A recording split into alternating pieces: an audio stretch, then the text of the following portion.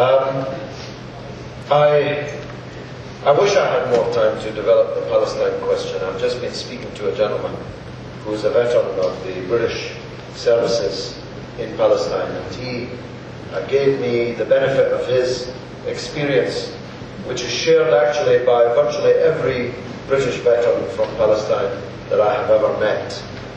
And it is, I think, linked to the issue I touched on but didn't develop earlier, which is that the Palestinians suffer the unkindest cut of all. It's the insult that's added to the injury. They are the victims of terrorists, and yet they are called the terrorists. And the people who are the terrorists are called the victims of terrorism. It's the world turned upside down.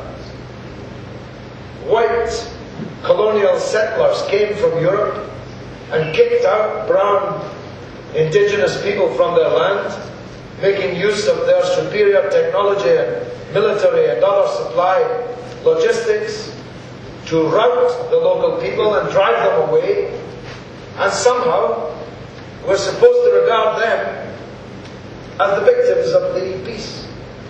And they toss out this word terrorism in a way which is designed as a sort of stun grenade to preclude any other discussion once the word terrorism has been cast into the argument. But of course, as my friend and every other British vet can testify, Israel was created by terrorists, by a terrorist campaign in which the British soldiers and policemen and civil servants were the victims.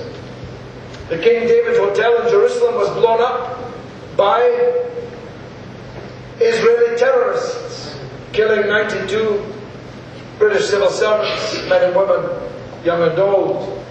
British servicemen like you were hanged by Israeli terrorists in the orange groves near Tel Aviv, were assassinated. Even the United Nations envoy, Count Bernadotte of Swindon, was assassinated by Zionist terrorists.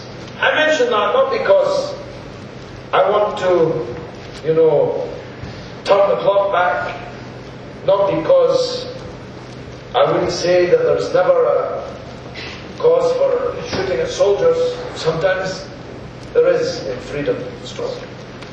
But when the people who were doing it want to completely slander the people they did it to by throwing in the word terrorist, then I think that we have a duty constantly to remind people that the birth of Israel itself was a bloody terrorist campaign. The midwife of the birth of Israel was a bloody terrorist campaign launched by the Irgun, by the Stern Gang, and by many other organizations of Zionist terror.